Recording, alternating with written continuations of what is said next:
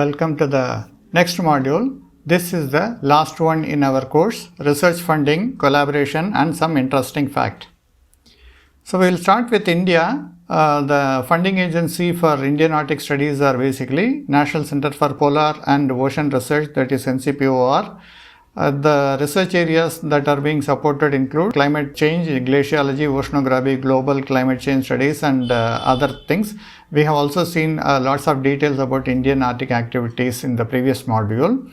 Similarly, Ministry of Earth Science also supports the research activities related to Arctic climate change, oceanography, environmental impact of Arctic warming. And with respect to the country Russia, Russian Academy of Sciences, Russian Arctic and Antarctic Research Institute, Rosatom, that is a state corporation, Federal Service of Hydrometeorology and Environmental Monitoring are the various funding agencies which support the Russian research activities. Similarly, United States has National Science Foundation, National Oceanic and Atmospheric Administration, Department of Energy are the major funding agencies which support Arctic research. The US studies focus on climate change, ecosystem, marine science, weather, Arctic ecosystem, energy, renewable energy, Arctic energy systems, etc. Canada has Canadian Polar Commission, Natural Science and Engineering Research Council of Canada, Canadian Institute of Advanced Research are the various organizations which support the research activities. They mainly focus on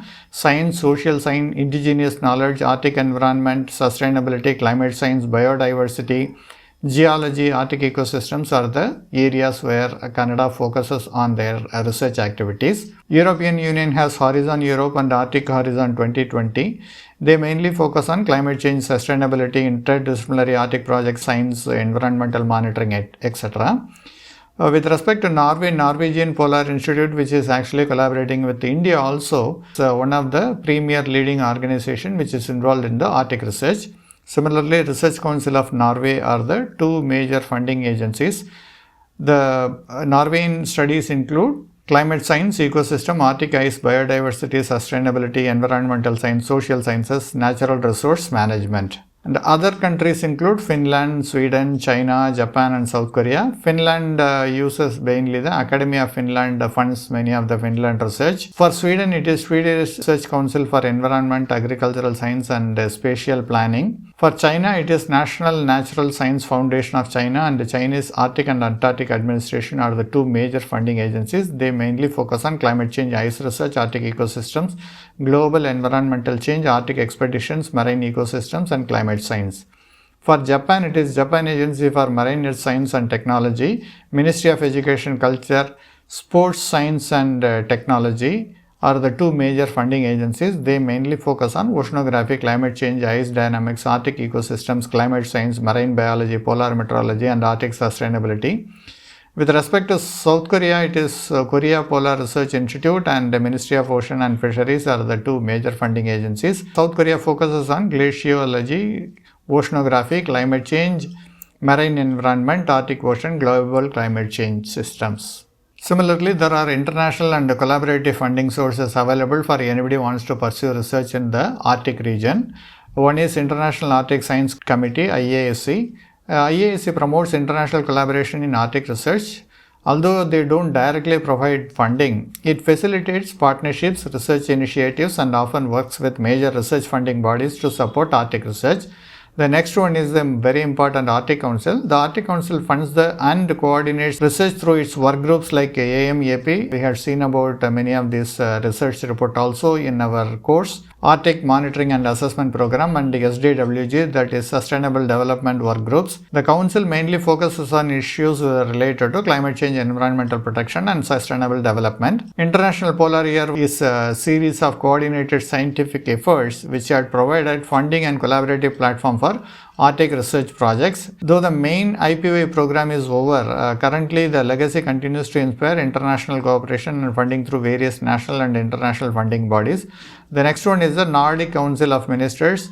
The program supports Arctic research through funding schemes aimed at fostering collaboration among Nordic countries, mainly Denmark, Finland, Iceland, Norway and Sweden. Other funding sources include some private and non-governmental funding. The Walton Family Foundation funds the Arctic research with a focus on conservation, biodiversity and community adaptation to climate change.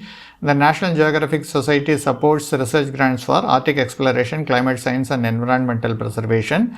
The P Charitable Trust, that is P Foundation, provides grants to support policy research and advocacy related to Arctic conservation, mainly concerning to marine environment and species preservation. Similarly, research institute and university fundings are available at various countries. So, United Nations Framework Convention on Climate Change is a very important organization. So, it is an international environmental treaty aimed at addressing the global challenge of climate change. This UNFCCC was adopted in 1992 at the Earth Summit in Rio de Janeiro, Brazil, and it entered into force on March 21st, 1994. The main objective is to prevent dangerous human interference with the climate systems. The key goals of this framework includes stabilizing greenhouse gas concentration in the atmosphere at a level that prevents dangerous human interference with the climate system.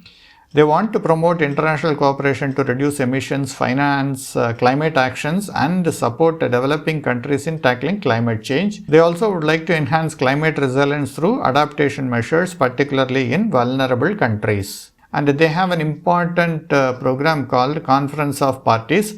The COP is the supreme decision-making body of the UNFCCC. The key functions of the Conference of Parties include negotiating climate agreements, reviewing progress, setting future targets, mobilizing financial resources, and monitoring and reporting. Some of the important COP milestones include COP3, which is the Kyoto Protocol. In 1997, the Kyoto Protocol was adopted at COP3, establishing legally binding emission reduction target for industrialized nations. Then in COP21, that is the Paris Agreement, the landmark COP21 meeting in the Paris established the Paris Agreement, aiming for global cooperation of limiting climate change. The COP26 happened at UK Glasgow, is focused on strengthening national commitment to reduce emissions, addressing adaptation needs, and securing climate finance for vulnerable nations. Let us look at some of the international recognition on the work that is being carried out mainly on climate. Paul Crutzen and Mario Molino and Frank Sherwood Rowland received the 1995 Nobel Prize in Chemistry for their work on depletion of ozone layer. So, we had studied about the various aspects of ozone layer, how the bromine oxide is responsible for the ozone reduction, all those things. We have studied the chemical reactions, but it was first their identification that there is a depletion in ozone layer was given the Nobel Prize in Chemistry. Shikuro Manabe and Klaus Hasselmann received the Nobel Prize in Physics in 2021 for the physical modeling of Earth's climate, quantifying variability and reliably predicting global warming. So, they also received Nobel Prize for the climate actions. William Nordhaus received the 2018 Nobel Memorial Prize in Economic Sciences for his work on integrating climate change into the economic analysis, that is the DICE model, that is Dynamic Integrated Model on Climate and Economy. So, this is basically a Nobel Memorial Prize, it is not basically a Nobel Prize.